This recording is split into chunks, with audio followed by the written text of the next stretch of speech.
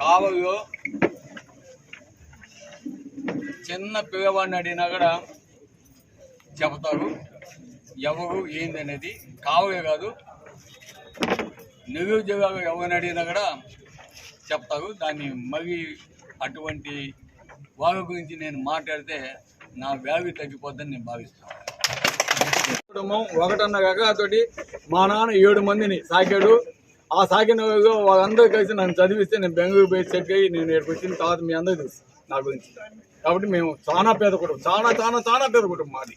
మా జమీందారు కుటుంబం కాదు, ఏం కాదు సార్. మీరు 1.5 లక్షతో బెంగళూరు పోయి కొన్ని వేల 1.5 కాదబ్బా, 35,000 నేను పోయిందబ్బా. ఎవరు చెప్పా 1.5? ఇంత డబ్బు ఎలా సంపాదించారని ప్రశ్నించారు సార్. కష్టపడ్డావా, బిజినెస్ మాది.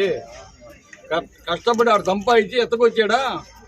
నేను రాజకీయాలకు రాకముందే కావేదేవి కట్టాను, స్కూల్స్ కట్టాను, కళ్యాణ మండపాలు కట్టాను, ఇల్లు కట్టాను, అన్నీ కట్టి రాజకీయాలు కట్టాను.